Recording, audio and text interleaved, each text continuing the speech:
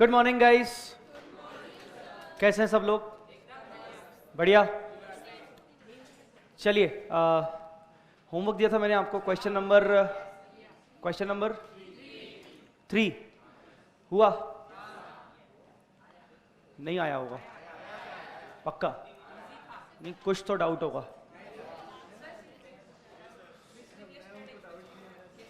हाँ,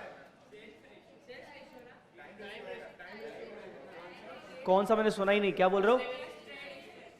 miscellaneous trade expense, I think time ratio होना चाहिए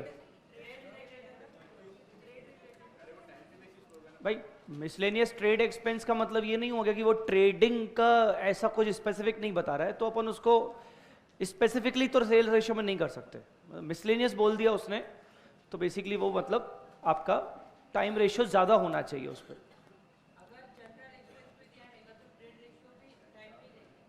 जनरल एक्सपेंस में दिया रहेगा मतलब? हाँ,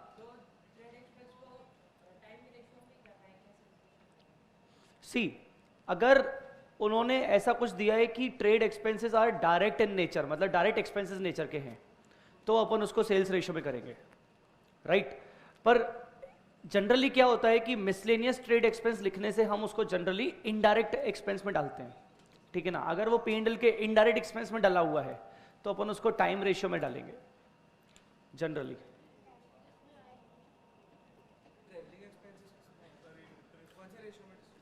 ट्रेवलिंग एक्सपेंसेस आप बताइए क्या होना चाहिए? हाँ, अब सुनिए, इसमें generally it is time ratio, but अगर उसमें स्पेसिफिकली लिख दिया गया कि जो ट्रेवलिंग एक्सपेंस था in connection with the marketing and selling वगैरह ऐसा कुछ, तो फिर वो कहां चला जाएगा? Sales ratio. तो ये नोट डाल दीजिए कि अगर ट्रेवलिंग एक्सपेंसेस में लिख दिया गया it is incurred in connection with the promotion, the marketing, है ना, incurred in connection with the promotion और द मार्केटिंग और इन रिलेशन टू टर्नओवर, तो आप उसको फिर सेल्स रेशियो में डालोगे।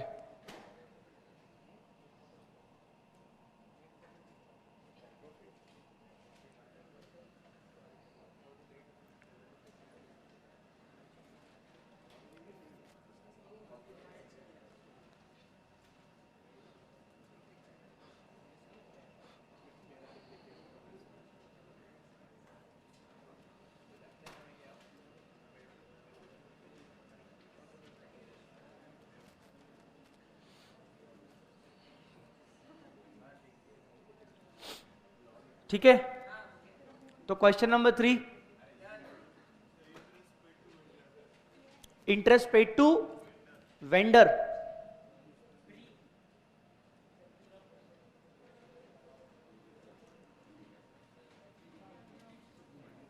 वेंडर माने कौन? एवरीवन प्लीज टेल मी, कल का डिस्कशन है ये। वेंडर माने कौन? हाँ, जिसने बिजनेस परचेज किया कि सेल किया? सेल किया, जिसने बिजनेस को सेल किया, सेलर, राइट? वेंडर को क्या मिलेगा? बिजनेस सेल करने पर वेंडर को क्या मिलेगा? कंसिडरेशन। क्या मिलेगा? कंसिडरेशन।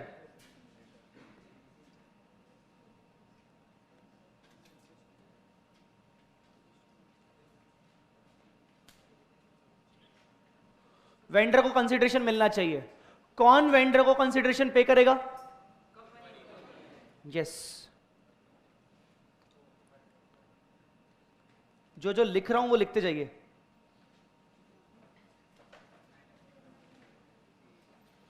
ठीक है, ये तय हो गया कि वेंडर माने seller.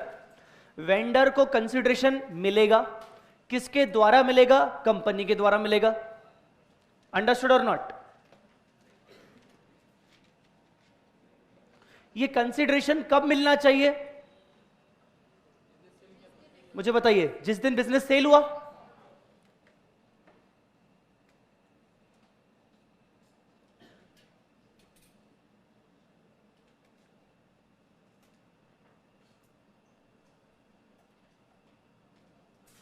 On the date of acquisition of business.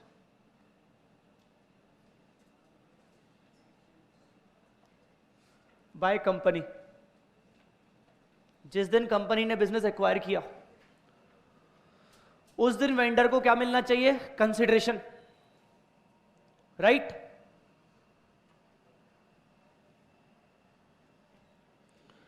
अगर वेंडर को कंसिडरेशन उस दिन नहीं मिला, एक्विजिशन डेट पर कंसिडरेशन नहीं मिला, तो वेंडर क्या मांगेगा एक्स्ट्रा? क्या मांगेगा? इंटरेस्ट। समझ में आ रही मेरी बात?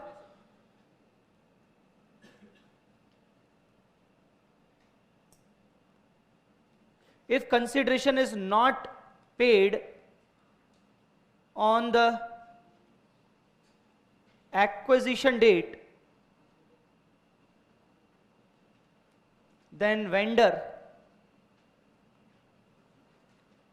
is entitled to interest. Vendor is entitled to interest, right? If consideration is not paid on the acquisition date, तो वेंडर को इंटरेस्ट मिलना चाहिए।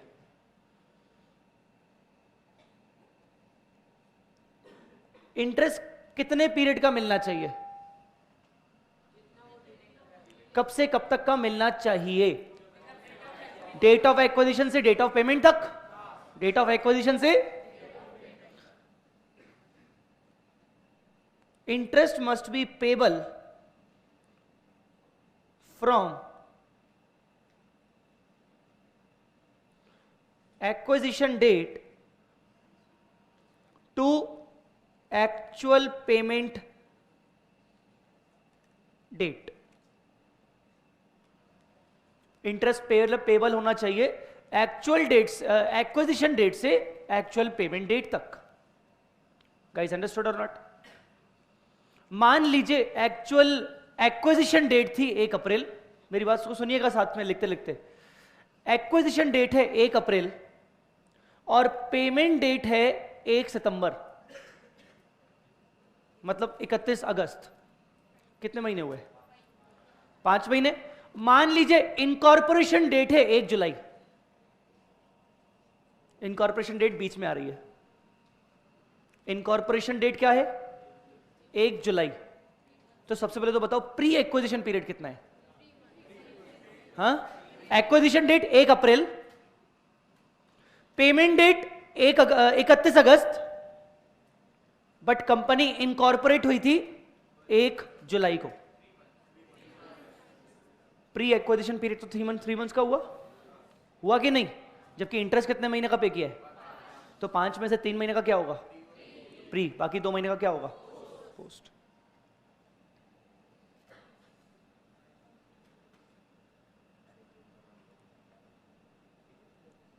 From acquisition date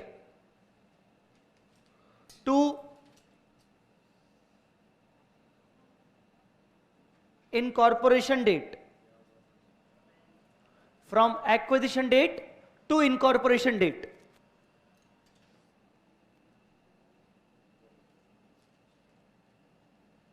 interest expense will be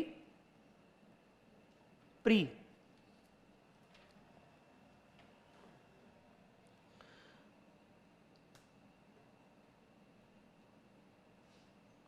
From incorporation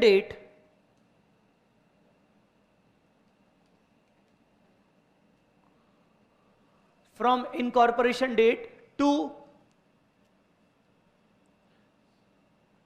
actual payment date,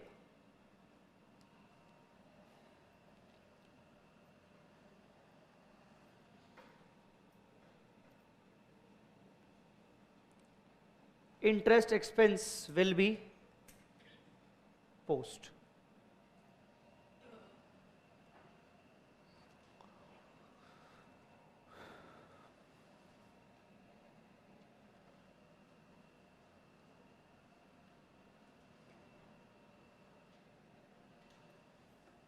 ठीक है, समझ में आया आपको?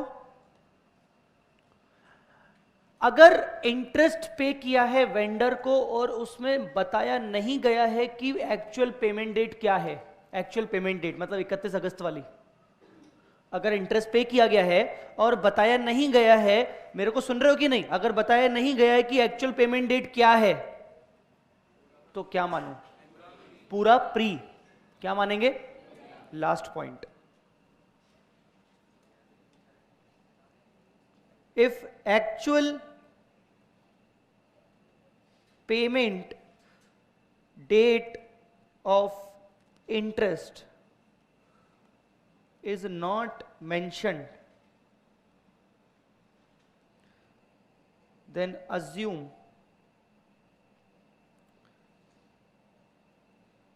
entire interest will be pre।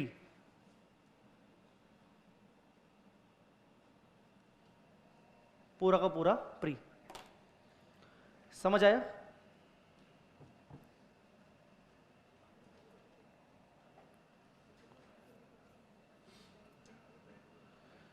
Clear है कि नहीं?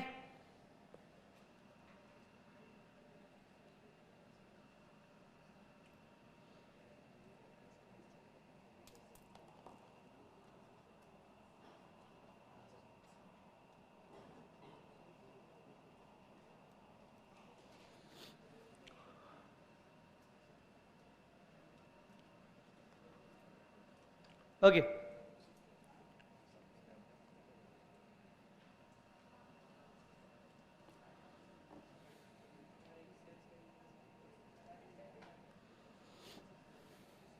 क्वेश्चन नंबर 3 अगेन पूछ रहा हूं, कोई डाउट? गाइस क्वेश्चन नंबर 3 में कोई डाउट नहीं? तो पूछो ना।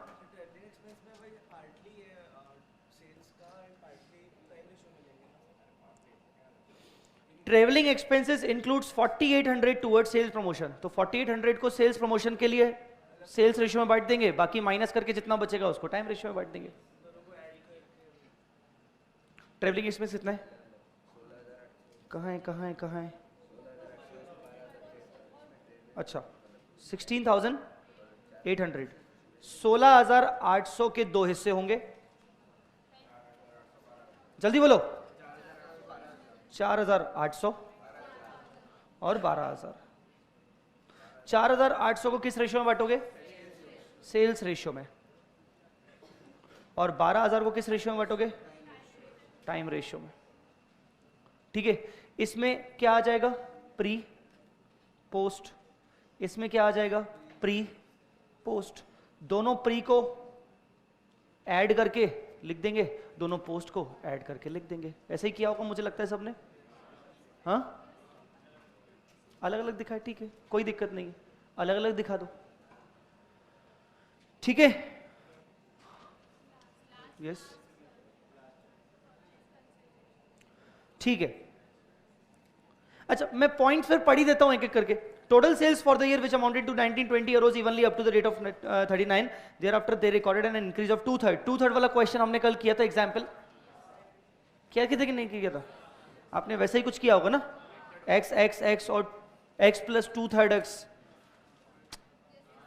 सेल्स रेशियो क्या आया? सेल्स रेशियो क्या आया है सबका? 1:3 सबका आया 1:3। Okay. Rent of office building was paid at the rate of 2,000 per month up to September and thereafter it was increase by 400 per month. क्या किया?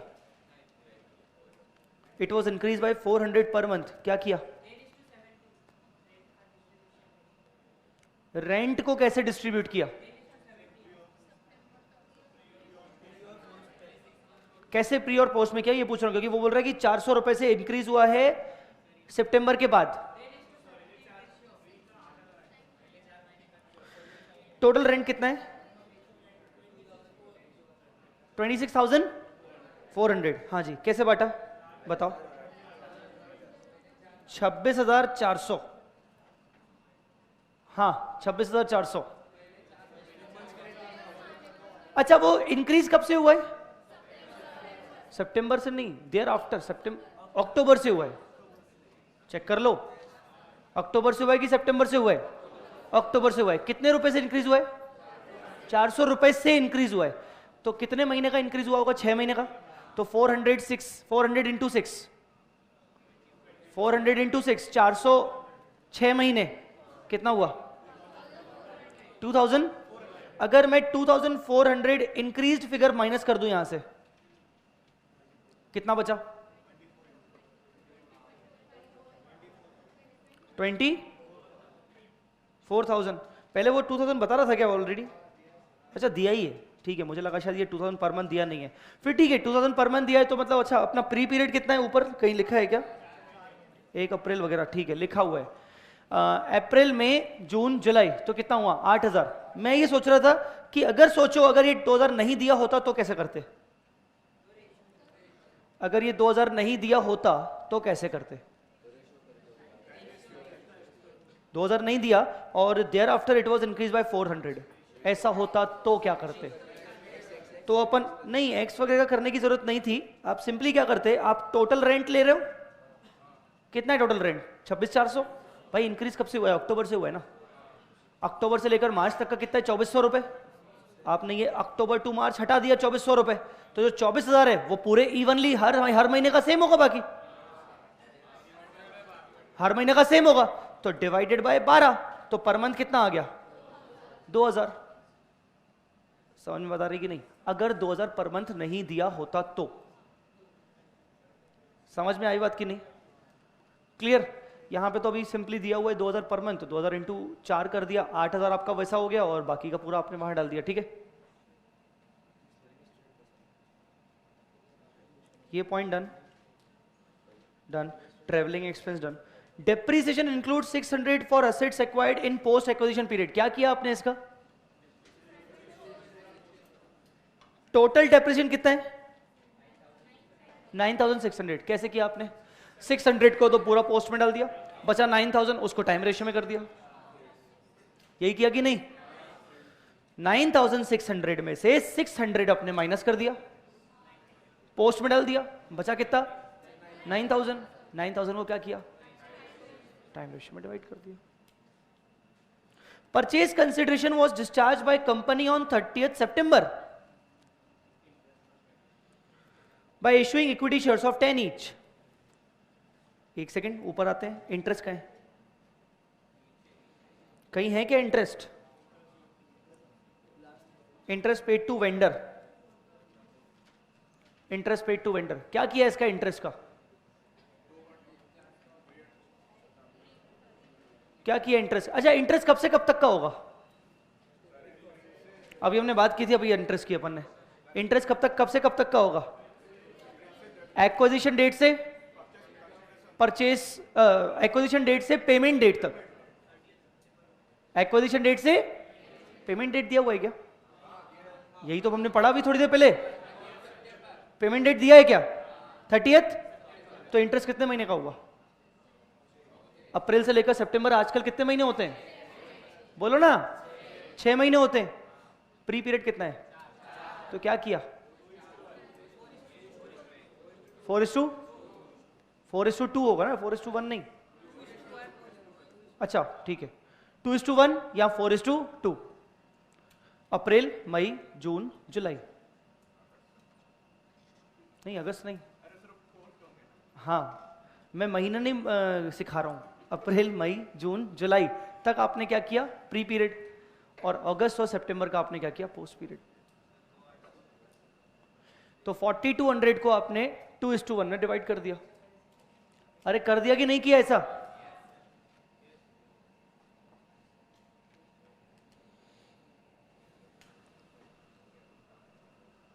और कोई doubt?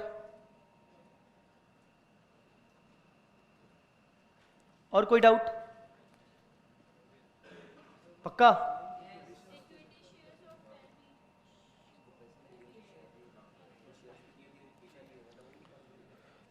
Prepare the statement showing calculation of profit and allocation of expense between pre and post period. ऊपर कह रहा है कि sir by issuing equity share of 10 each. ऊपर परचेज कंसिडरेशन का फिगर कहीं दे रहा है क्या? कितना टोटल परचेज कंसिडरेशन पे कर रहा है उसका फिगर दे नहीं रहा है। अगर वो देता, फॉर एग्जाम्पल अगर वो बोलता कि परचेज कंसिडरेशन इज 25 lakhs, कितना, तो बताओ ये इसका मतलब क्या हुआ?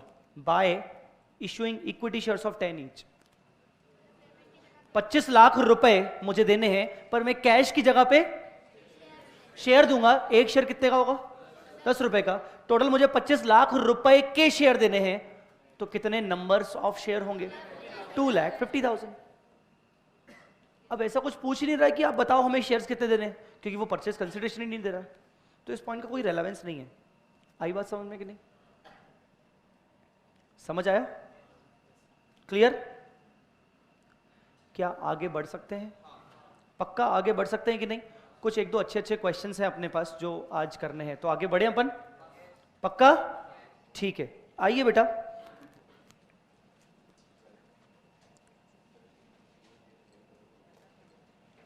Yes, question number 4।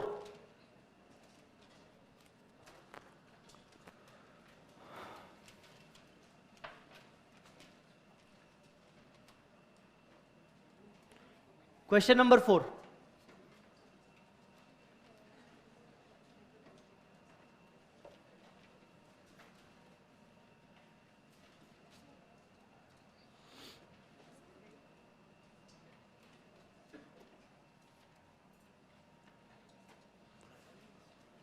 Question number 4. ABC Limited was incorporated on 1st May. 1st May, highlight कर दो इस पॉइंट को, इस डेट को। इनकॉर्पोरेट हुआ 1st May, 1st May को इनकॉर्पोरेट हुआ। To take over the business of DEF and company from कब से टेक ओवर हुआ? कब से टेक ओवर हुआ? 1st जनवरी, फरवरी, मार्च, अप्रैल, बस अप्रैल। 1st May को इनकॉर्पोरेट हुआ, तो कितना पीरियड हुआ आपका? प्री पीरियड कितना हुआ? जनवरी, फरवरी, मार्च, अप्रैल, 4 मंथ क्या हो गया? Pre period. The summarized profit and loss account as given by ABC for the year ended 31st December, ये ईयर 31st दिसंबर को एंड होगा। इसका फाइनेंशियल ईयर जो है वो जनवरी टू दिसंबर है। तो मुझे बताइए टाइम रेशियो कितना होगा? टाइम रेशियो 1:2, क्योंकि 4 महीने प्री के, 8 महीने पोस्ट के, तो 4 और 8 मतलब 1:2। Understood guys? ठीक है। Summarise profit and loss. Gross profit, interest on investment, rent and taxes, salaries including managers salary 85,000।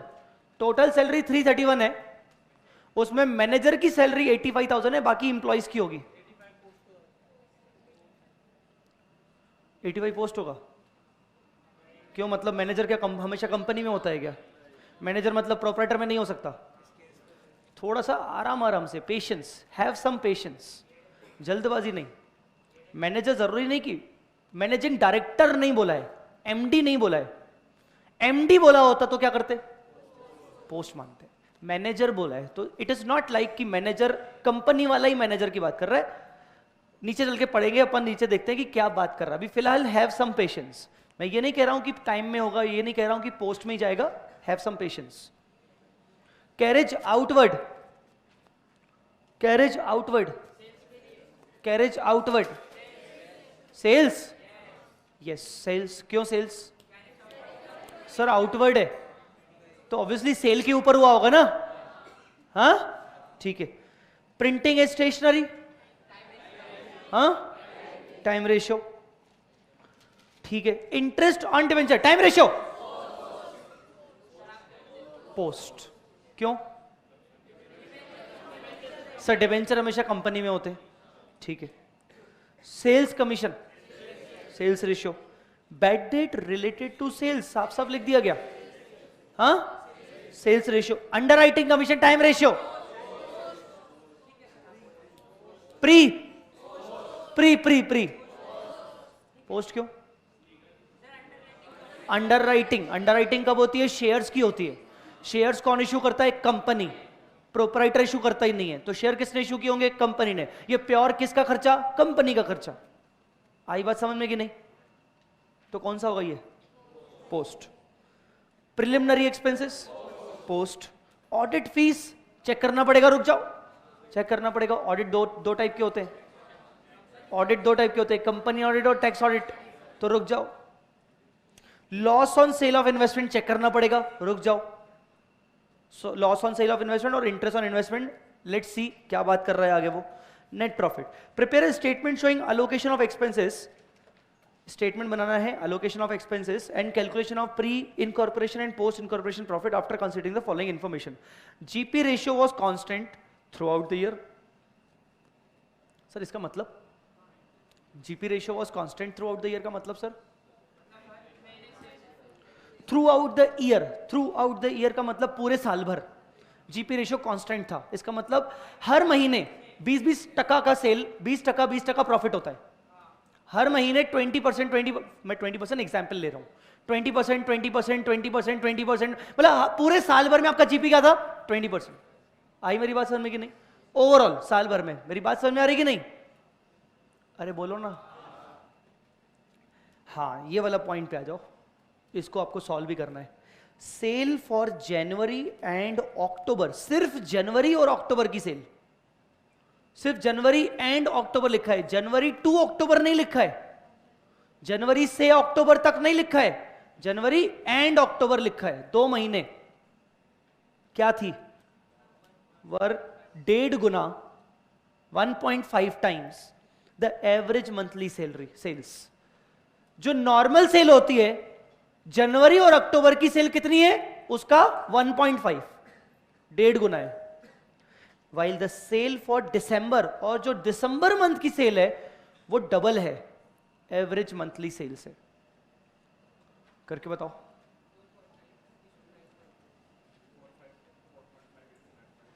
करके बताओ जल्दी। नॉर्मल सेल को क्या मानेंगे अपन? X. Assume normal sale, normal monthly sale X. करके बताओ जल्दी।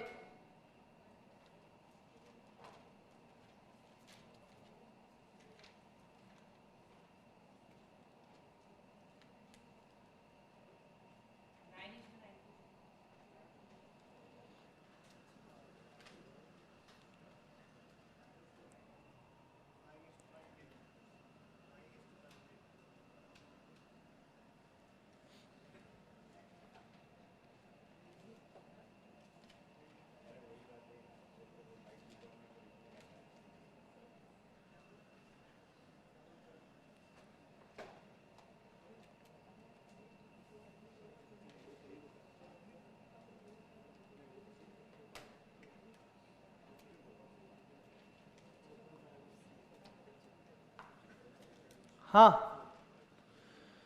बोलो। क्वेश्चन नंबर 4 है ना ये? हाँ,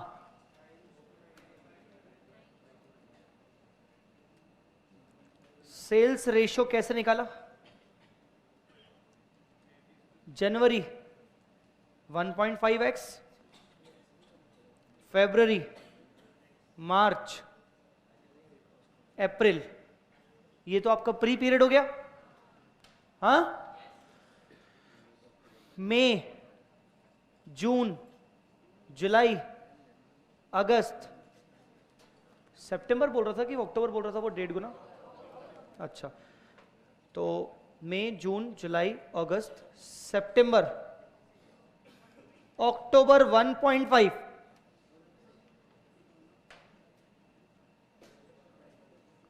नवंबर,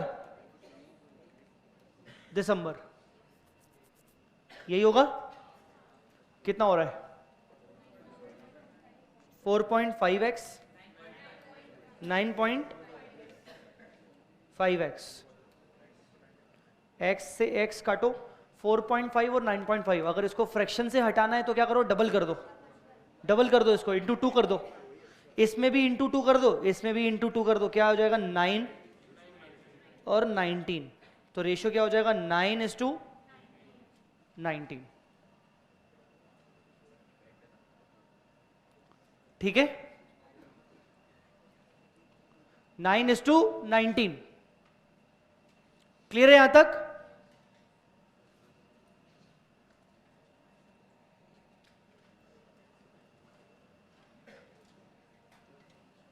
ठीक है,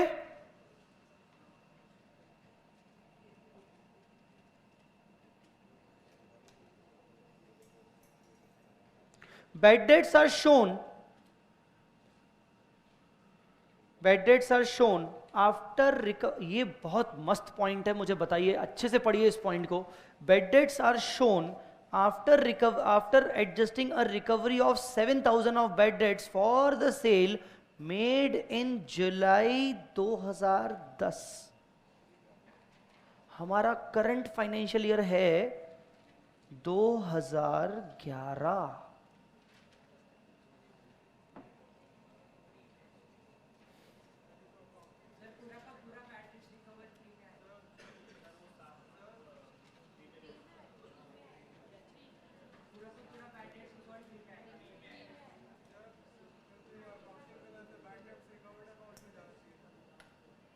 तो बैड डेट्स रिकवर्ड अकाउंट कहाँ जाना चाहिए? एक second, bad debt recovered account में जाना चाहिए, ठीक है। Bad debt recovered account ultimately कहाँ जाना चाहिए? P&L में। P&L में बैड डेट भी जाता है और बैड डेट रिकवर्ड भी जाता है। अलग से वो इनकम में दिखना चाहिए, तो इनकम जो है वो एक्सपेंस से लेस करके दिख रहा है, क्या दिक्कत है? प्रेजेंटेशन की जरूरत है, अकाउंटिंग गलत नहीं है, प्रेजेंटेशन डिफरेंट है।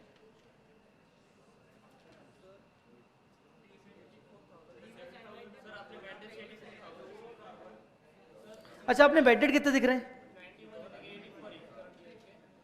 कहीं है क्या बैड डेट? 91,000। आफ्टर एडजस्टिंग का मतलब क्या होता है? जो बैड डेट का एक्सपेंस होगा, लॉस होगा, और उधर से रिकवरी हुई, तो इस रिकवरी को इस लॉस से लेस करके नेट लिखा हुआ है 91। एडजस्टमेंट का मतलब क्या होता है कि आपके जितने भी बैड डेट हुए होंगे, सपोज आपके 100 रुपए के बैड डेट हुए, आपको 5 रुपए उधर से रिकवर हो गए, तो आपके नेट बैड डेट कितने हुए?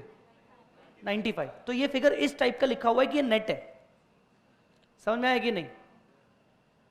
आया समझ में कि नहीं? तो बताओ ना क्या करना चाहिए। सबसे पहले तो इसको ऐड बैक कर लो। बैड डेट आपका 91,000 है, क्या लेस करने के बाद?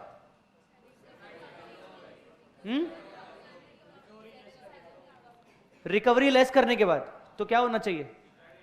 पहले तो रिकवरी ऐड करो और ग्रॉस बैड डेट देख लेते हैं कितने हैं। ग्रॉस बैड डेट कितने हैं? 98,000। ठीक है, तो 91,000 में हमने 7,000 ऐड कर दिया। हमने बोला कि हमारे ग्रॉस बैड डेट हो गए 98। इसके अलावा 7,000 की अलग से हमारी इनकम है, एक तरीके से इनकम है ना, बैड डेट्स रिकवर्ड। अब ये बैड डेट हुए कब थे? लास्ट ईयर में। लास्ट ईयर में मतलब ये तो पूरा का पूरा कौन से पीरियड का होना चाहिए? प्री एक्विजिशन पीरियड का। क्यों? Because it belongs to 2010। आ रही है मेरी बात समझ में कि नहीं? It belongs to 2010। तो यस, डेफिनेटली जो आप लोग बोल रहे हो कई सारे बच्चे, it should belong to pre acquisition. It should belong to pre-acquisition period. Guys, understood or not? Why it should belong to pre-acquisition period? Again, tell me why.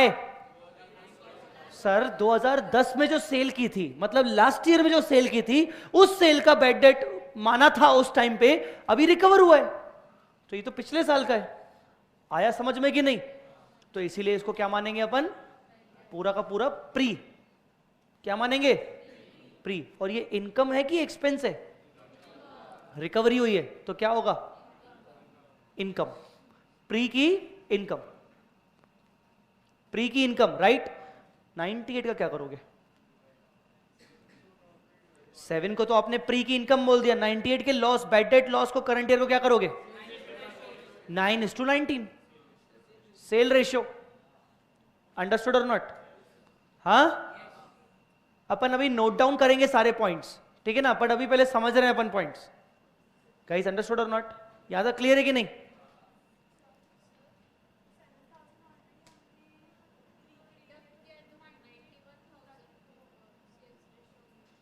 क्या 7000?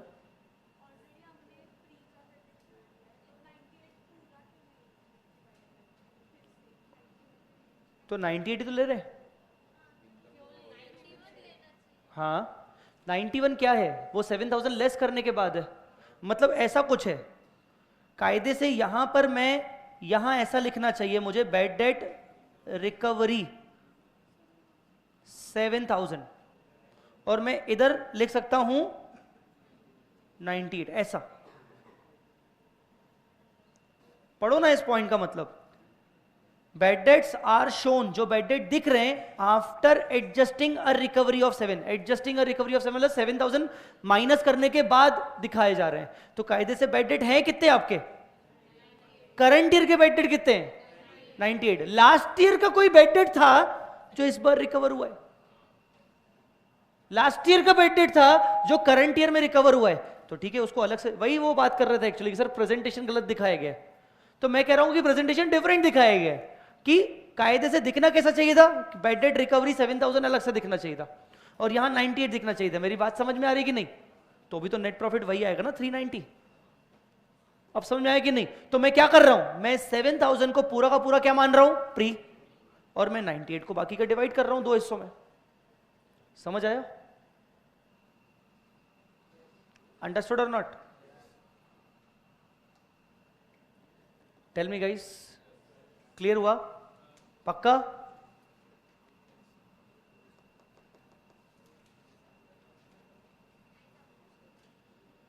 इसमें क्या चीज नहीं समझ में आई मुझे, ये चीज क्लियर बताइए। मैं अगर आपको बोलूं कि आपने करंट ईयर में 100 रुपए के बैड डेट किए, और लास्ट ईयर में, आपका नाम क्या है? राघव। राघव की शक्ल से ही लगता है कि वो खा जाएगा पैसे आपके, ठीक है ना? लास्ट ईयर में आपने गलती से राघव को कुछ सेल कर लिए थे, ठीक है ना?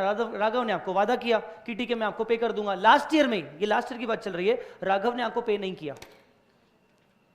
राघव ने लास्ट ईयर में आपको पे नहीं किया, तो लास्ट ईयर में आपने राघव के नाम पे क्या दिखा दिया? Bad debt.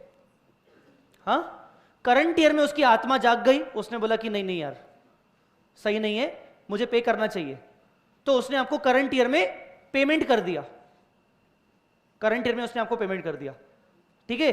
करंट ईयर में आपने उसने आपको पेमेंट किया, तो मतलब ये क्या हुआ? Bad debt recovery. पहले तो ये समझो कि रिकवरी क्या होती है। रिकवरी क्या है कि आपने जो लास्ट ईयर में बैड डेट माने थे, करंट ईयर में रिकवर हो गए। पहले तो हम मीनिंग में चलते हैं। तो बैड डेट रिकवरी का मतलब क्या हुआ है? जो पहले हमने बैड डेट माने थे वो करंट ईयर में मुझे रिकवर हो गए। इतनी बात समझ में आ गई नहीं? तो क्वेश्चन के अकॉर्डिंग ये बोल रहा है कि लास्ट ईयर में कुछ बैड डेट हुए थे। अब सर लास्ट ईयर कहां लिखा हुआ है? लास्ट ईयर लिखा हुआ है। क्या लिखा हुआ है लास्ट ईयर का पॉइंट? इन जुलाई, जून या जुलाई, क्या लिखा है? जुलाई 2010। तो जुलाई 2010 में आपने राघव को कुछ सेल किया था, राघव की आत्मा करंट ईयर में जागी और उसने आपको पेमेंट कर दिया। तो करंट ईयर में आपका वो क्या हुआ? Bad debt recover. Bad debt recovery क्या होनी चाहिए? इनकम होना चाहिए कि एक्सपेंस होना चाहिए? रिकवरी क्या होनी चाहिए? इनकम होनी चाहिए, ठीक है? मान लो ये 5 रुपए के थे, इन फिगर्स पे मैं नहीं जा रहा हूं, मान लो ये 5 रुपए का बैड डेट था, और 5 रुपए आपने राघव ने आपको वापस कर दिया, आपको रिकवरी हो गई 5 रुपए की। बोलो बेटा क्लियर हुई कि नहीं? करंट ईयर में आपने एक और सेल किया, इन भाई साहब को, क्या भाई साहब नाम क्या है? मोनीश को सेल किया। करंट ईयर में आपने मोनीश को 100 रुपए का सेल किया। मोनीश की भी शक्ल वैसी, साथ में बैठते दोनों, ठीक है? वो भी भाग गया। तो करंट ईयर में आपके बैड डेट कितने हुए? हाँ 100 आपका बैड डेट हुआ। तो बैड डेट क्या होता है? लॉस होता है कि इनकम होती है? बैड डेट लॉस होता है कि इनकम होती है? लॉस। तो करंट ईयर का 100 रुपए का मोनीश का जो लॉस है वो कहां जाना चाहिए? करंट ईयर के P&L के एक्सपेंस साइड में। और करंट ईयर में राघव ने आपको 5 रुपए वापस कर दिए, तो कहां जाने चाहिए? P&L के इनकम साइड में। तो P&L के इनकम साइड में क्या आना चाहिए? 5 रुपए। P&L के एक्सपेंस साइड में क्या आना चाहिए? 100 रुपए। आपने क्या बोला? नेट कर दो। आपने क्या दिखाया? 95 रुपए। आपने क्या दिखाया? 95 रुपए सिर्फ एक्सपेंस साइड में।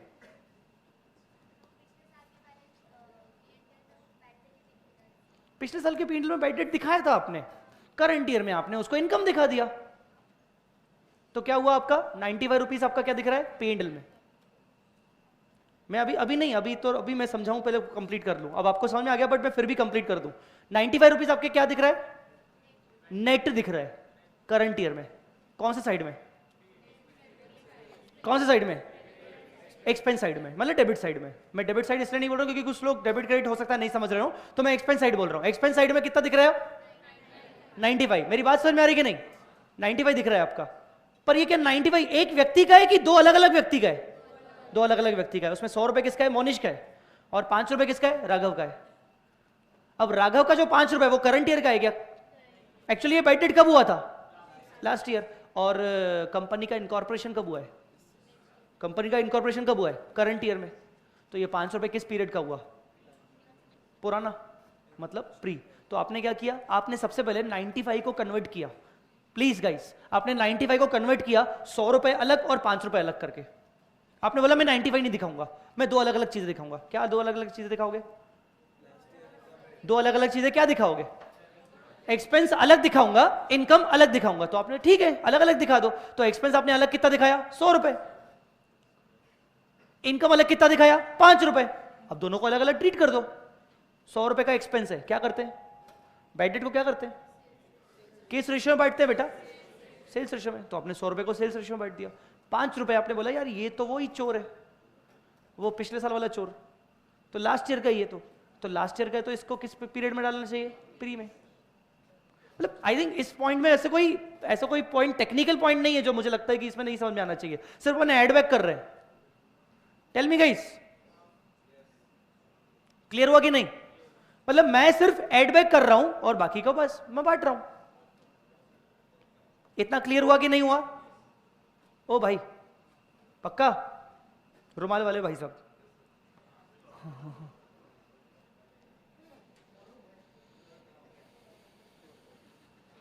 कोरोना आ गई तेरे में, हाँ?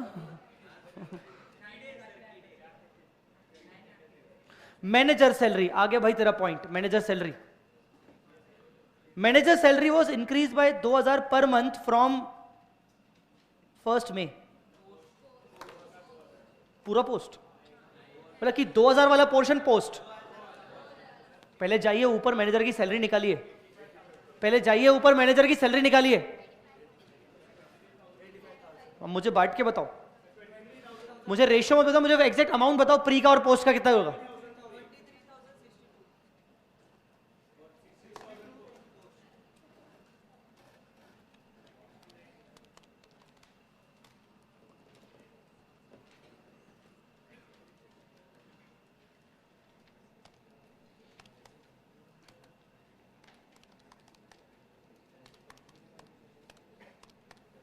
$23,000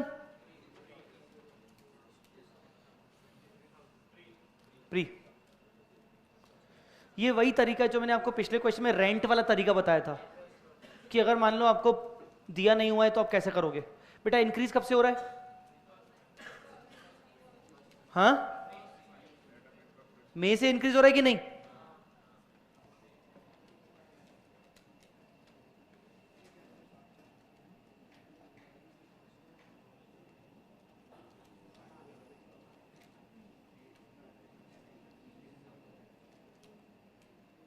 मैनेजर सैलरी कितना है टोटल 85। इंक्रीज कब से हो रहा है, मई से।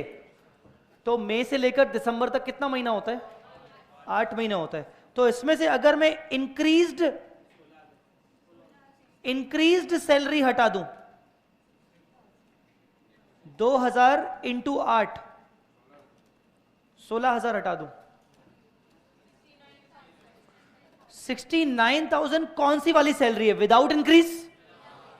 विदाउट इंक्रीज तो ये पूरे साल भर की होगी, पूरे साल भर की होगी।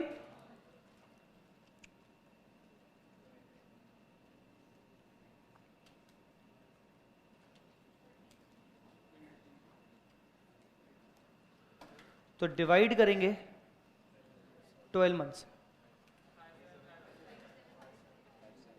Salary per month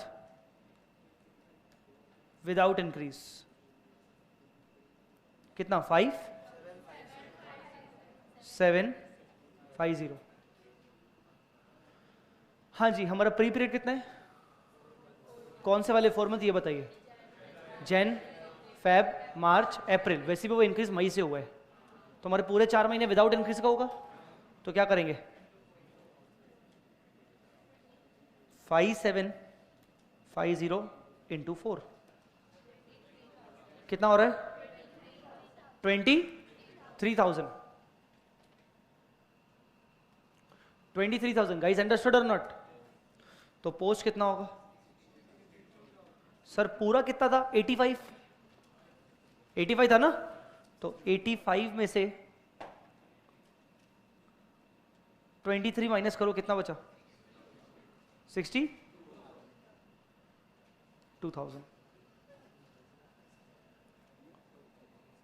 62,000।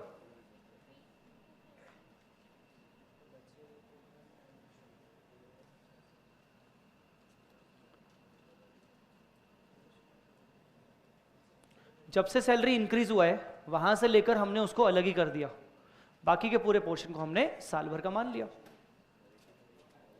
अंडरस्टूड और नॉट?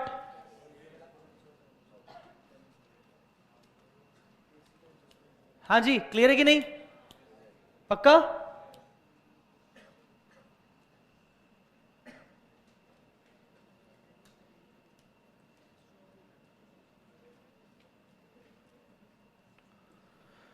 यस, ये वाला पॉइंट एक और इंपॉर्टेंट है। All investments were sold in the April. Investment से जुड़ी हुई कौन कौन सी चीजें जो तेरे पीएनएल में दिख रही हैं? दो चीजें दिख रही हैं तेरे पीएनएल में। कौन कौन सी बेटा? एक तो इनकम साइड कुछ दिख रहा है। क्या दिख रहा है? Interest on investment. और एक एक्सपेंस साइड में दिख रहा है loss on sale of investment. अब इन्वेस्टमेंट तूने बेचे कब? इनकॉर्पोरेशन से पहले ही बेच दिए, तो इसका मतलब पूरा इंटरेस्ट किस पीरियड का होना चाहिए? प्री का। और जो तूने बेचा, बेचने पर तेरे को नुकसान भी हुआ, तो वो भी क्या होना चाहिए? प्री का। अंडरस्टूड और नॉट? बोलो बेटा, क्लियर हुआ? तो पूरा का पूरा क्या होगा? प्री का। The entire audit fees relates to the company. साफ साफ आ गया? Post. Guys tell me, clear हुआ कि नहीं?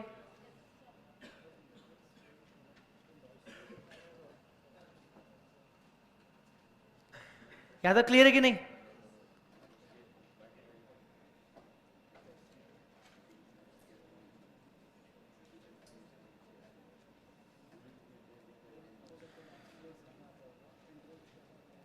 ये सेल्स रेशियो हमारा फर्स्ट पॉइंट था। मैनेजर कमीशन, मैनेजर सैलरी हमारा दूसरा पॉइंट था। थर्ड पॉइंट,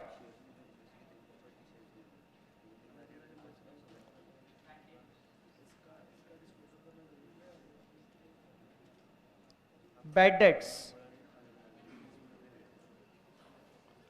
बैड डेट्स वाला पॉइंट लिख लीजिए।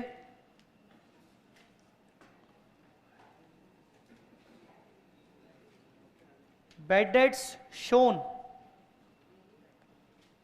in P&L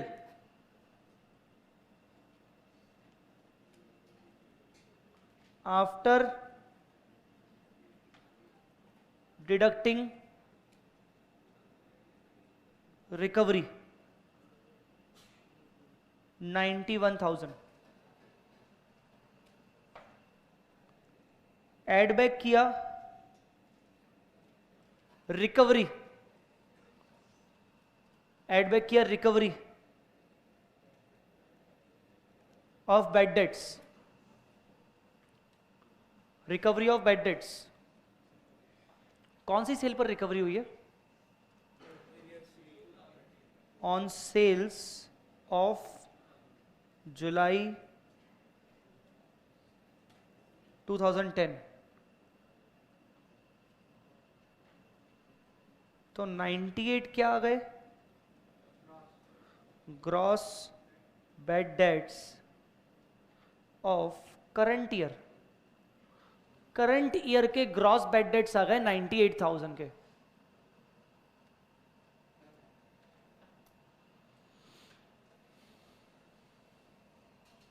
ठीक है?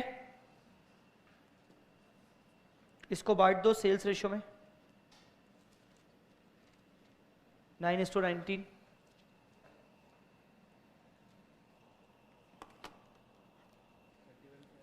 98, 9:19, कितना होगा बेटा? 31,500, 66,500 प्री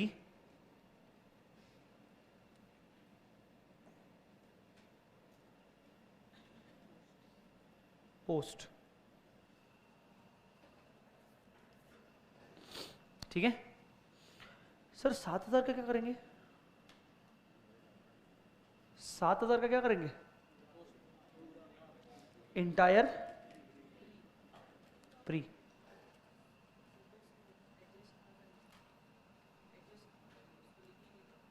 प्री वाले कॉलम में इनकम रिकवरी है ना बेटा, मैं इनकम साइड एड बैक होगा, यहाँ एड बैक होगा ना, जैसे मैंने यहाँ पर लिखा था, यहाँ लिखा था ना, देखो 7,000 इस तरीके से। चलिए मुझे बना के दीजिए स्टेटमेंट जल्दी, मुझे, हाँ दिखा रहा हूं, मुझे स्टेटमेंट बना के दीजिए बेटा।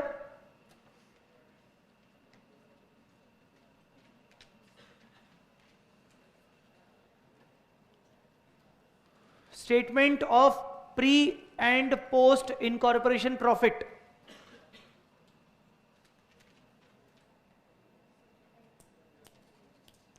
Statement of pre and post incorporation profit.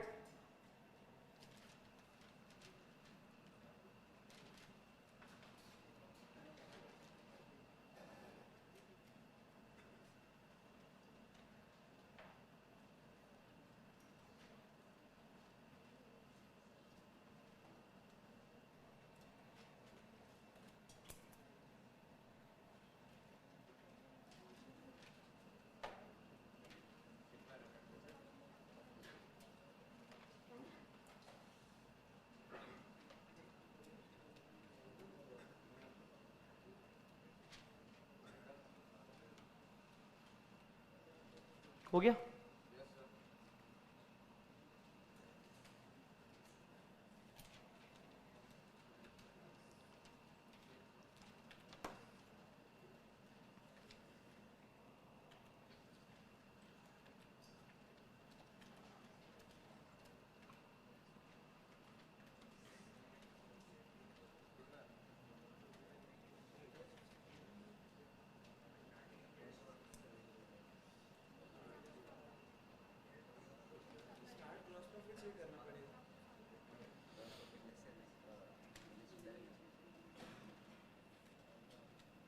अपने पास कोई ऑप्शन भी नहीं है सेल का।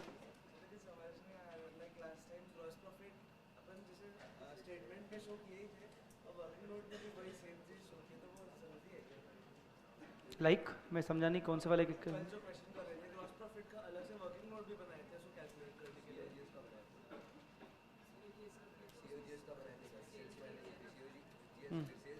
जो वो बोल रहे हो क्या, जिसमें अपन ने COGS निकाला था, उसमें ग्रॉस प्रॉफिट दिया था और सेल दिया था, तो हमने COGS निकाला था, इसमें सेल दिया है क्या?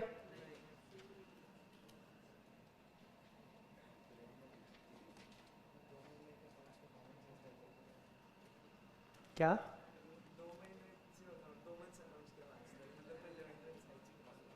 हाँ कोई दिक्कत नहीं, ठीक है चलता है, तू अपने पे कॉन्सेंट्रेट कर, ये मत सोच कि क्या हो रहा है क्या नहीं हो रहा है, छोड़।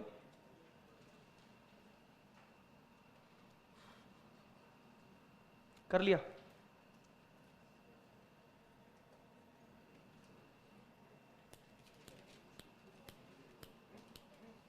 जल्दी।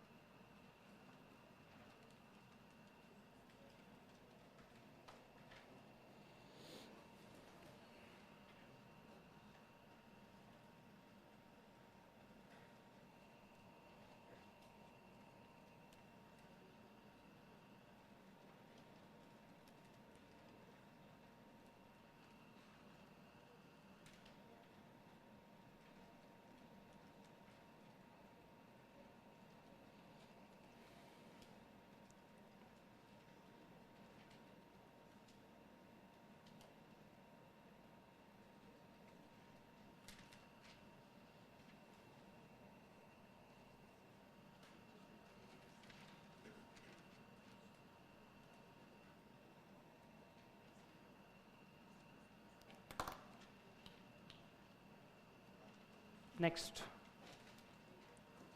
फालतू मत बैठो, जिनसे हो गया है नेक्स्ट पे जाओ। जिन बच्चों ने अपनी कॉपी में कंप्लीट कर लिया है वो क्वेश्चन नंबर नेक्स्ट पे जाइए।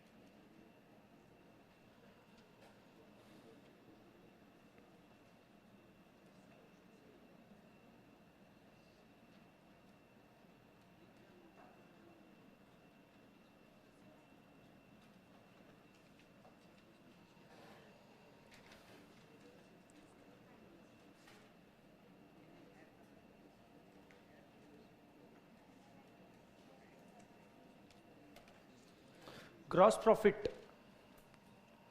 टोटल कितना है? Gross profit 10,64,000। 9:19 में बांटना है इसको, ठीक है? कितना आया? 9:19 में बांटने पर 3 लाख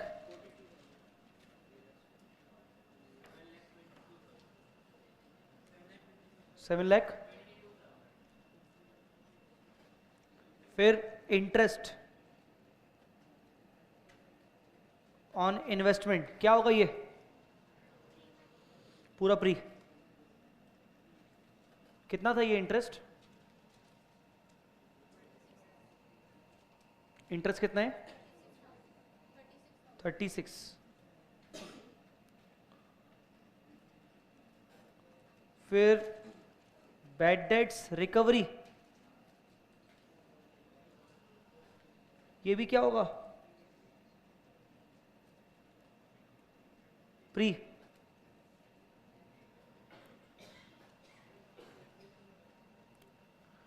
ठीक है, अब 1 बाय 1 एक्सपेंसेस। पहला एक्सपेंस कौन सा है? Rent and taxes. Time ratio, time ratio क्या था? 1:2। 1:2 था ना? कितना है रेंट एंड टैक्सेस?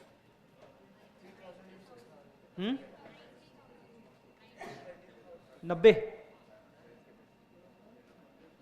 तो ये हो गया आई थिंक 30 और 60।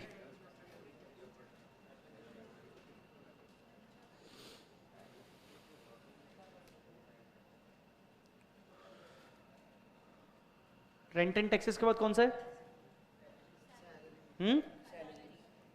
सैलरी। क्या करेंगे सैलरी का? 2 पार्ट कर दें। तो सैलरी मैनेजर अलग कर दें क्या? और सैलरी, हाँ एक सेकेंड, अदर्स। अपन ने ये मैनेजर सैलरी क्या दिखा था? ये रहा। 23, 62, 23 और 62, ये अपन बता देंगे। Working note number 2, 23, 62, 85। Salary others कितना रहेगा?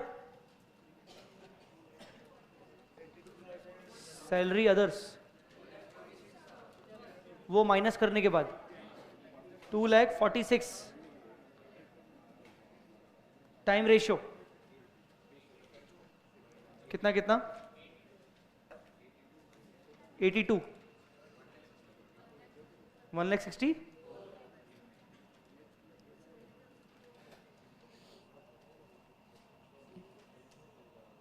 नेक्स्ट, सैलरी के बाद क्या है?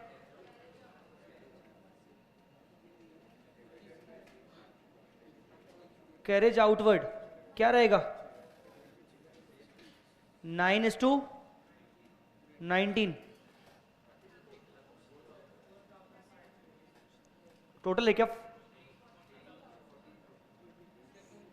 14, 4,500,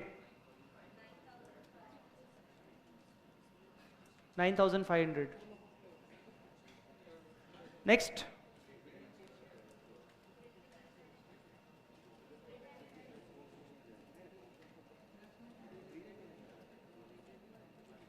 प्रिंटिंग एंड स्टेशनरी टोटल 80, 18। अच्छा, time ratio 1:2, 6,000, 12,000। Next,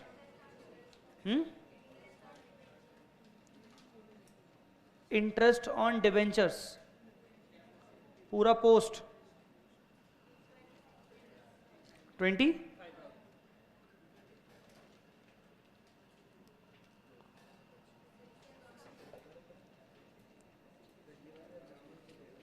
commission on sales 9:19, total 30, 38। ये हाँ 9,900। नेक्स्ट,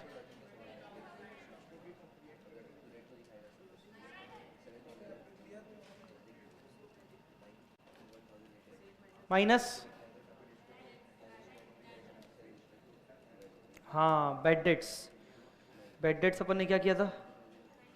31,500 और 66,500, यही था ना? ब्रैकेट में वर्किंग नोट 3,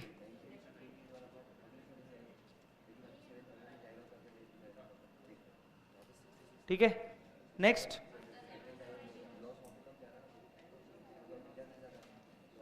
अंडरराइटिंग कमीशन 20, पूरा।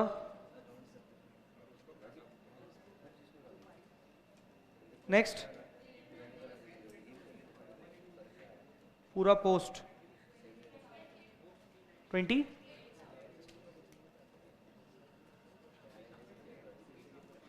28।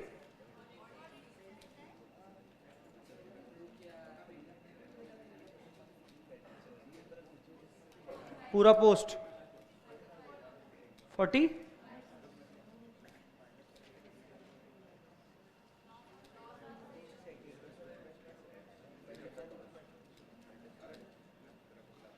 Loss on sale of investments पूरा प्री कितना? 11,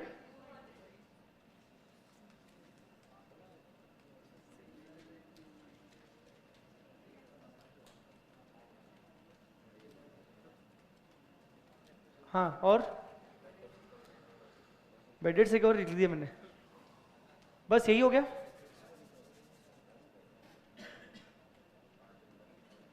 हाँ जी, 3,90,000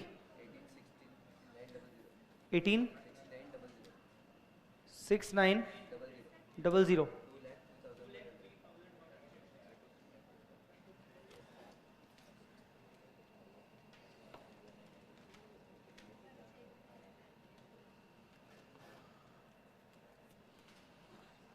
जी हो गया। आ रहा हूं मैं अभी। हाँ हो गया। अगर सबसे हो गया तो अगले क्वेश्चन पे चलें। इसमें एक नोट डालो, हर क्वेश्चन के एंड में चाहे वो पूछे चाहे वो ना पूछे एक नोट डालने का है। Pre incorporation profit of 186,900 shall be transferred to capital reserve.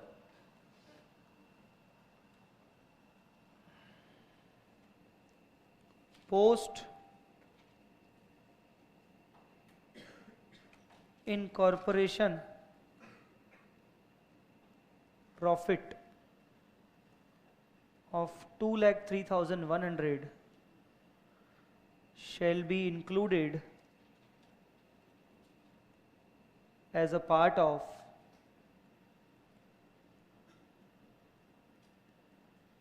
profit and loss account.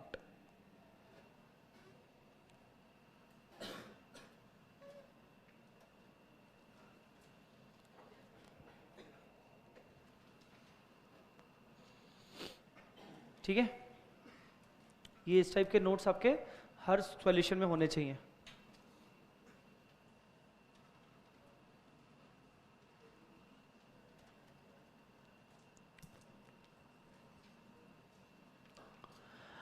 ये नोट कर लिया हो तो क्वेश्चन नंबर 5 पढ़िए। क्वेश्चन नंबर 5 पढ़िए प्लीज।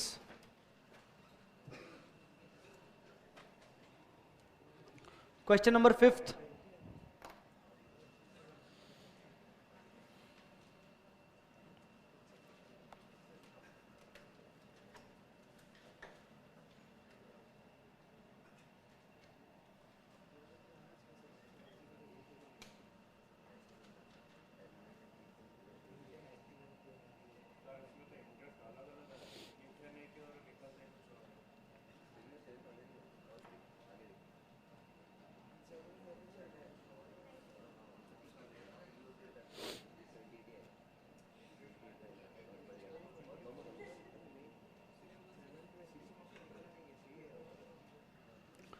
क्वेश्चन नंबर 5 पढ़िए सभी लोग।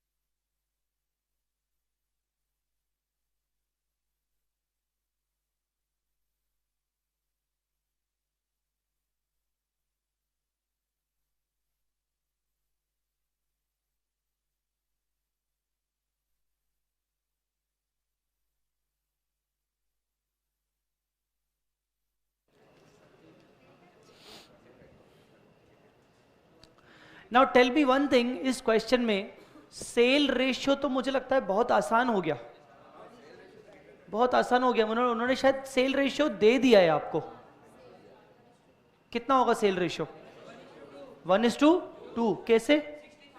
60,000 और 120, तो 1:2 का सेल रेशियो हो गया। अब मुझे एक और बात बताओ कि सर हम इसमें क्वेश्चन जो सोल्यूशन की स्टार्टिंग करेंगे, हम स्टेटमेंट बनाएंगे, तो हम जीपी से बनाएं कि सेल माइनस सीओजीएस से बनाएं? देयर इज पॉसिबिलिटी कि हम यहां पर सेल माइनस सीओजीएस दिखा सकते हैं। कैसे? सर सीओजीएस तो दिया नहीं है, सीओजीएस निकाला जा सकता है। सीओजीएस कल मैंने बताया था, कोई फॉर्मूला होता है सीओजीएस का, ये रहा। सीओजीएस का एक फॉर्मूला होता है। क्या फॉर्मूला होता है? Opening plus purchase plus direct expenses minus shortage minus closing. इस क्वेश्चन में देखना ओपनिंग और परचेज दोनों मिला के दिया है, चेक करो है कि नहीं है। मतलब ओपनिंग और परचेज तो दे दिया इन्होंने मिला के, ठीक है। डायरेक्ट एक्सपेंस भी दिया है इन्होंने, चेक करना कुछ है। क्या नाम है? फ्रेट। शॉर्टेज दिया नहीं है तो छोड़ दो। माइनस इन्वेंट्री इन हैंड करके क्लोजिंग इन्वेंट्री दिया हुआ है, दिया है कि नहीं दिया है? तो आपका सीओजीएस आ जाएगा कि नहीं? तो सबसे फर्स्ट वर्किंग नोट बनाओ सीओजीएस का। पहला वर्किंग नोट बनाओ। वर्किंग नोट नंबर 1 बताइए, बनाइए calculation of COGS. Calculation of COGS.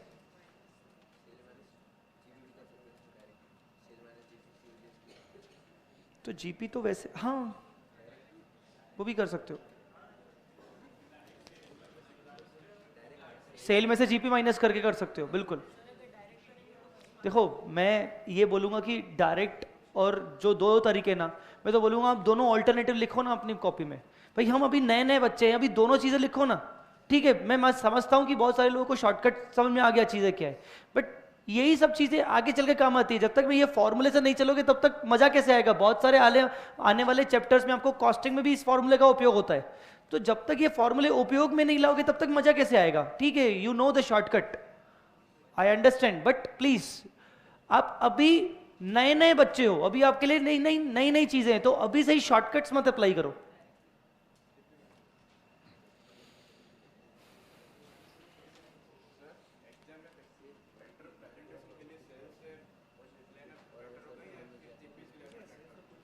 इस टाइप के क्वेश्चन जहां पर सीओजीएस निकाला जा सकता है वहां पर हमेशा सेल से लेना बेटर होगा, हमेशा हमेशा, मतलब हमेशा, ठीक है ना।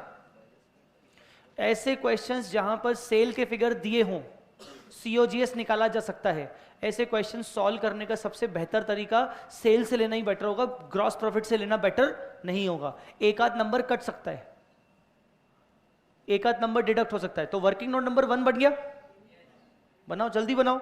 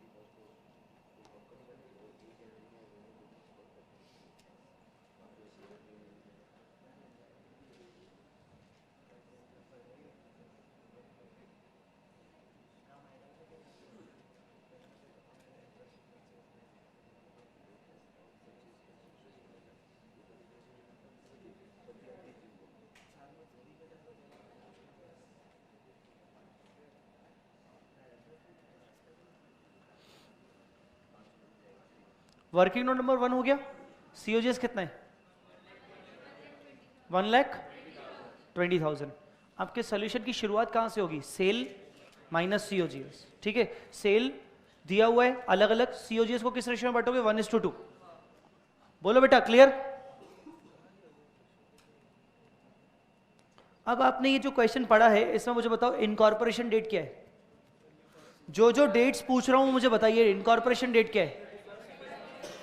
हाँ 31 में। ईयर एंडिंग डेट क्या है? 31 दिसंबर। और टेक ओवर कब से किया है? 1 जनवरी। ये 3 डेट्स इंपॉर्टेंट है। टाइम रेशियो बोलो। 5:7। टाइम रेशियो, टाइम रेशियो क्या है? 5:7। सेल्स रेशियो क्या है? 1:2।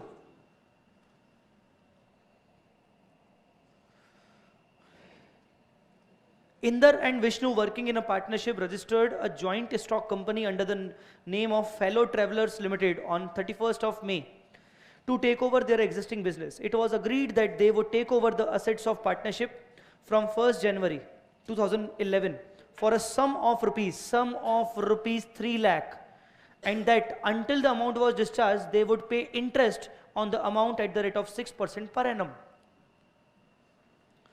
3 लाख रुपए का कंसिडरेशन है बेटा। 3 लाख रुपए क्या है? कंसिडरेशन। और जब तक वो पे नहीं कर देते तब तक वो इंटरेस्ट देते रहेंगे। कितने रेट पर? 6% per annum. The amount was paid on 30th June. Interest का अमाउंट कब पे हुआ? 30th जून को। करना तो 1 मिनट। 3 लाख का 6%, 6 महीने का 3 लाख का 6% डिवाइड बाई 2, 9000। चेक करना पेंडल में 9000 दिख रहा है क्या? चेक करो चेक करो चेक करो, कहीं दिख रहा है क्या 9000? अब मुझे ये बताओ कि ये 9000 को बाइफरकेट कैसे करोगे?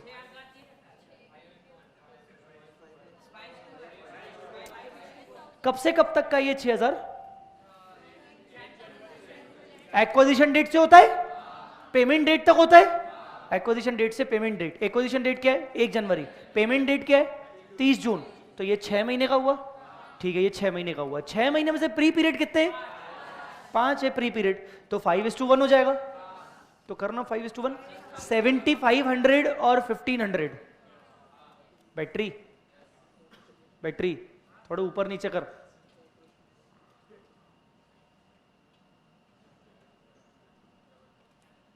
7500 और 1500।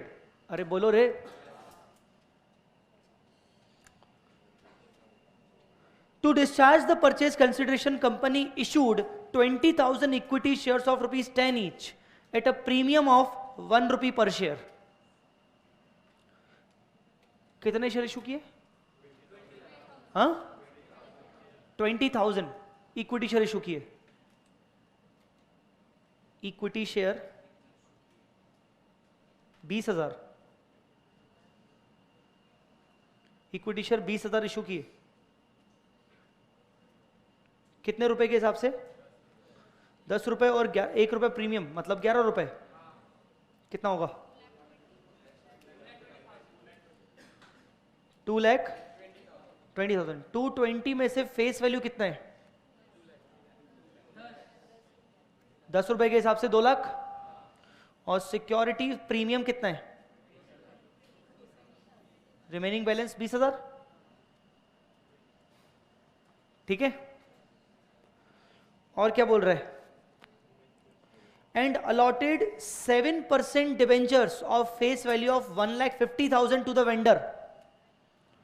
और क्या अलॉट किया? बोलो बोलो बोलो, और क्या अलॉट किया? 7% डिबेंचर अलॉट किए। 7% डिबेंचर 1,50,000। देखना नीचे पेंडल में इंटरेस्ट ऑन डिबेंचर है क्या? होना चाहिए, क्योंकि अगर वो डिबेंचर इशू कर रहा है तो इंटरेस्ट ऑन डिबेंचर होना चाहिए। हाँ, है क्या? कितना? कौन सा रेशियो? पोस्ट। पूरा का पूरा क्या होगा? पोस्ट। पूरा का पूरा पोस्ट। नाउ टेल मी, एक एक करके, 1 by 1 please. Salary and wages, time ratio, sale ratio. हाँ, 5:7। ठीक है, नीचे क्या बोल रहा है? Prepare statement apportioning the expenses, calculate profit loss for the post and pre incorporation, also show how these figures would appear. ठीक है, बैलेंस शीट में हम बाद में बात करेंगे, पहले आ जाइए सामने। Debenture interest, tell me, pre की पोस्ट? पोस्ट। डेप्रीसिएशन, सभी बच्चे बोल नहीं रहे। 5:7। इंटरेस्ट ऑन परचेज कंसिडरेशन, हाँ 5:1. Selling commission 1:2. Sale ratio. Director fees post. Preliminary expense post. Provision for taxes entirely related with company post. Dividend paid on equity shares post. Clear बेटा? अच्छा, COGS कितना है? हाँ 1,20,000 का सीओजीएस है, उसको कैसे बांटा? 1:2. हाँ, तो आपने सबसे पहले शुरुआत कहां से की? सेल से. थोड़ा मुझे जल्दी जल्दी बताइए, मैं रफ में लिख रहा हूं. मुझे बताओ सेल कितना कितना है? 60, 120. अरे सेल 60 और 120 है ना? सेल 60 और 120 है. हाँ, माइनस सीओजीएस जो आपने वर्किंग नोट नंबर 1 बनाया है सीओजीएस का, टोटल कितना था? 1,20,000. उसको 1:2 में बटा. 40, 80 कितना बचा? 20, 40. ये आ गया जीपी. हाँ चलिए, माइनस एक एक करके बता दीजिए क्या क्या रहेगा. रेशियो आप लिख चुके हो अपने बुक में, मैंने अभी अभी लिखवाया था. आप मुझे फिगर्स बता दीजिए कौन से रहेंगे, जल्दी बोलो. सैलरी, हाँ टोटल नहीं चाहिए मुझे, अलग अलग चाहिए. और सभी बच्चे अपना खुद का सॉल्व करने की आदत डालें. देख देख के लिखने की आदत जितनी हो सके वो कम करो.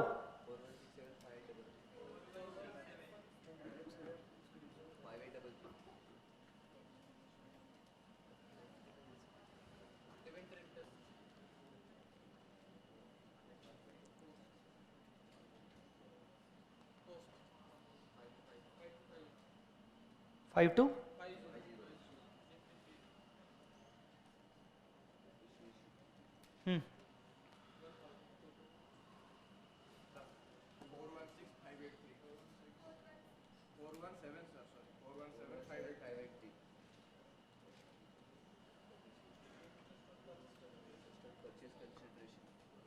Interest to vendor.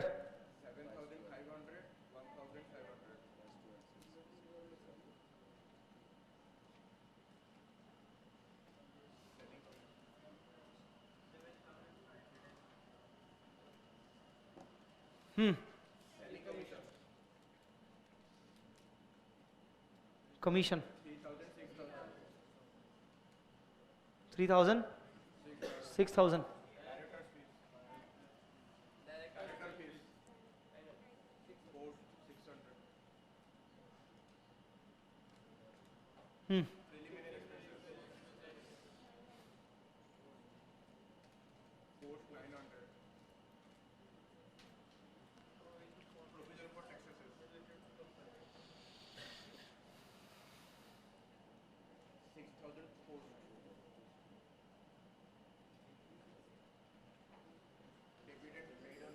डिविडेंड में रुक जाओ. डिविडेंड होगा पोस्ट का, डोंट वरी. मैं प्रेजेंटेशन की बात करने वाला हूं बस. होगा पोस्ट का, पर कैसे प्रेजेंट करना है रुक जाइए. डन. पहले मुझे इतना बताओ.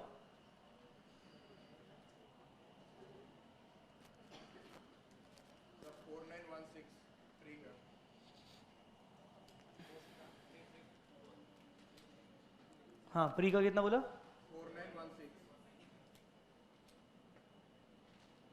4916.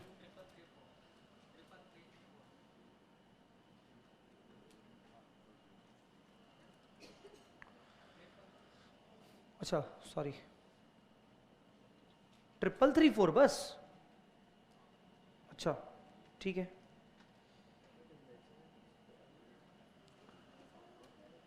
गड़बड़ हो रही है यार, ऐसा लग रहा है.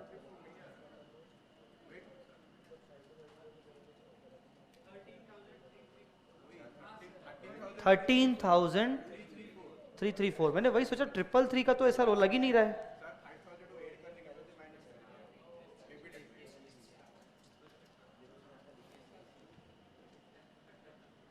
यहां तक पहुंचेगी नहीं?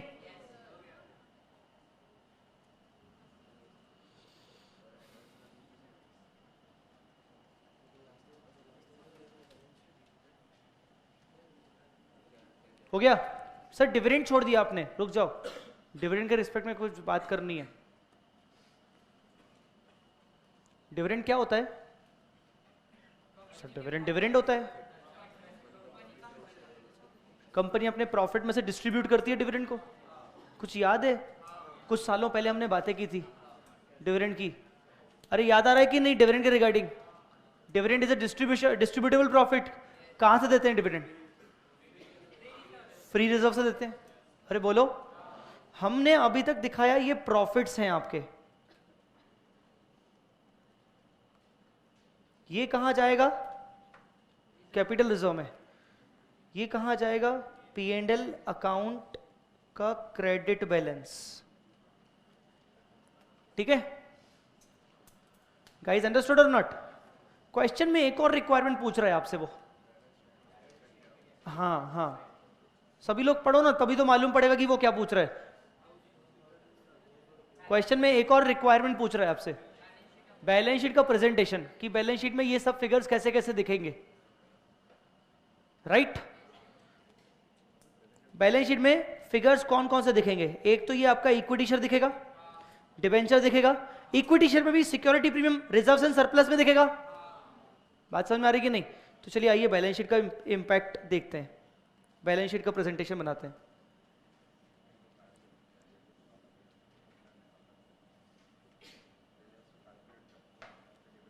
Balance sheet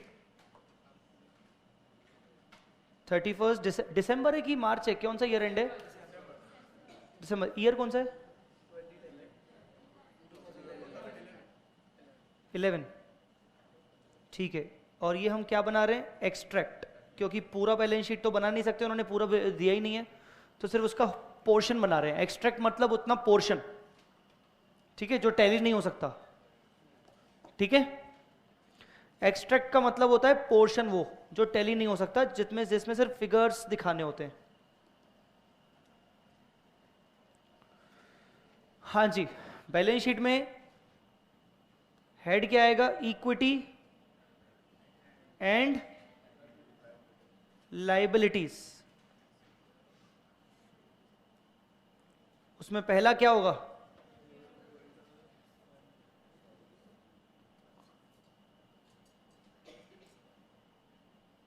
share holder funds. Share holder fund में पहला क्या होगा? पहला क्या आता है शेयर होल्डर फंड में? हाँ, शेयर कैपिटल। कितना होना चाहिए शेयर कैपिटल? आपसे पूछ रहा हूं, अभी हमने लिखा भी है अपनी कॉपी में। 2 लाख की 2,20,000? हमेशा यहां पर फेस वैल्यू आती है। हमेशा क्या आती है? Face value. कितना होना चाहिए? 2 लाख। फिर क्या आता है शेयर कैपिटल के नीचे? बोलो। Reserves and surplus. इसका नोट नंबर डाल देते हैं, क्योंकि रिजर्व्स एंड सरप्लस में कई सारी चीजें हैं।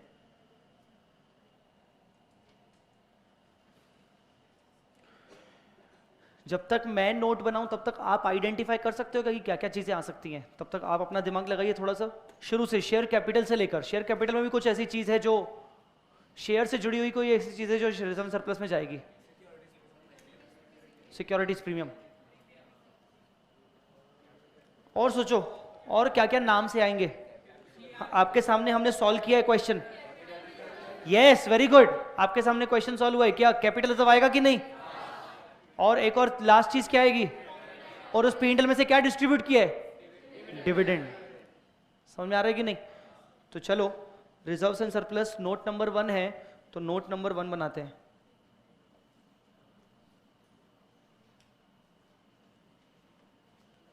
नोट नंबर 1 बनाते हैं। सबसे पहला सिक्योरिटीज प्रीमियम अकाउंट 20, दूसरा capital reserve,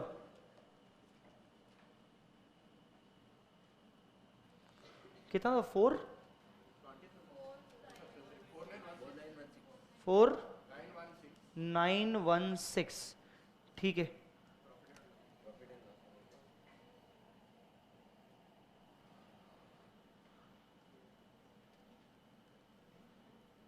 profit and loss inner column में लिख रहा हूं मैं जानबूझ के।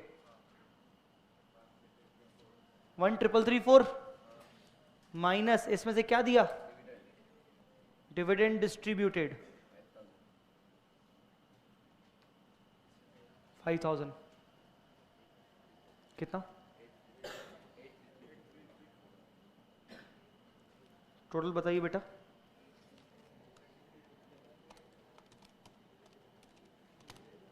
33,250, 33,250 है ना? तो ये हो जाएगा 33,250।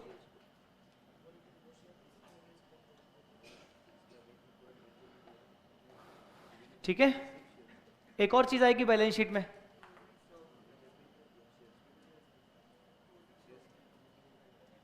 ठीक है वो आएगा, पर लाइबिलिटी साइड में आएगी एक और चीज। Yes, debentures.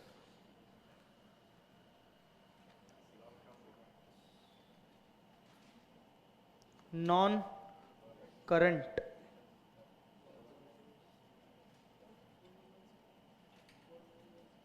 लाइबिलिटीज, इसमें लॉन्ग टर्म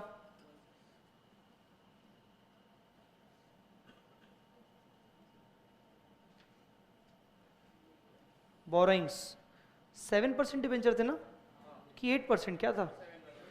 कितने थे? 1,50,000।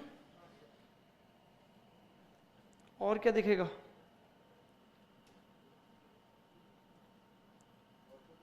असेट साइड का कोई आइटम है क्या?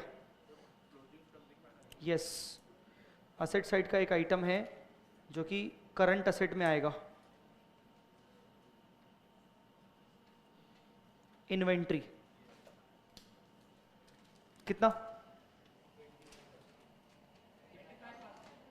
कितना?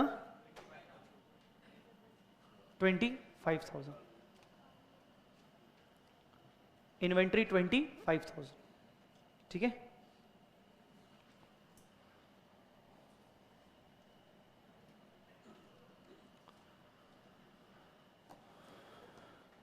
Clear?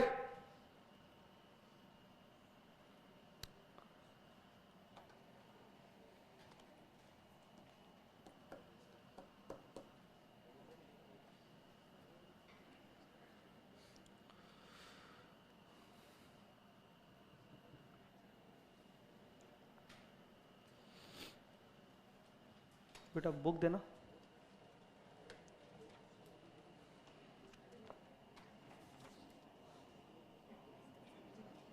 Question number 6 homework. Question number 6 homework. सारी चीजें रिपीट हो रही हैं क्वेश्चन नंबर 6 में, वैसे के वैसे ही पॉइंट्स हैं। क्वेश्चन नंबर 7 होमवर्क चाहिए क्या? कुछ खास है नहीं।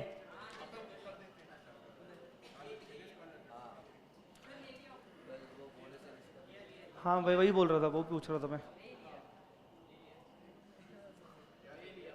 Question number 7, 8।